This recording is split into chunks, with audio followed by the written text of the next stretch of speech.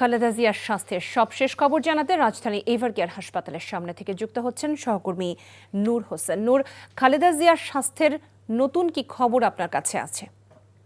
Lopa, BNP chairperson Begum Khaleda জিয়ার শারীরিক অবস্থা, স্বাস্থ্য এসব বিষয়ে আনুষ্ঠানিকভাবে বিএনপির পক্ষ থেকে অথবা তার যে মেডিকেল বোর্ড, ব্যক্তিগত চিকিৎসক ডাক্তার এজিএম জাহিদ হোসেনের পক্ষ থেকে আমাদেরকে কোনো ধরনের ব্রিফিং করা হয়নি।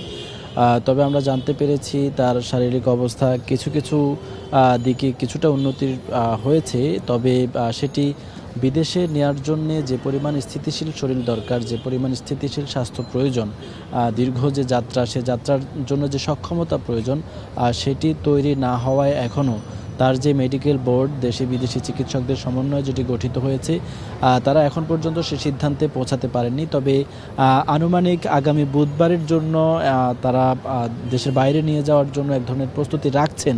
সেটিও নির্ভর করছে বেগম খালেদা জিয়ার স্বাস্থ্যের অবস্থা আসলে ঠিক কোন পর্যায়ে গিয়ে পৌঁছায়, সেটির উপরই নির্ভর করছে তাকে কখন বিদেশ নেওয়া হবে। তবে আনুষাঙ্গিক যে প্রস্তুতিগুলো রয়েছে, সেসব প্রস্তুতি আসলে বিএনপির পক্ষ থেকে, বেগম জিয়ার পরিবারের পক্ষ থেকে সম্পন্ন করা হয়েছে।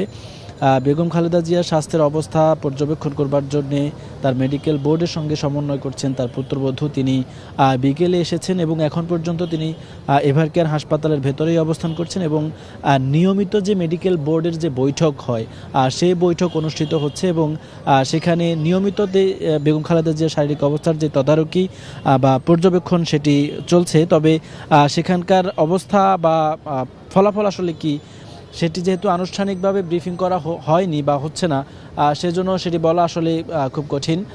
তবে বেগম খালেদা জিয়ার জন্য এখনও এভারকেয়ার হাসপাতালের বাইরে বিএনপির নেতাকর্মী সহ সাধারণ মানুষ অনেক দূর দূরান্তের জেলা থেকেও এখানে আসছেন।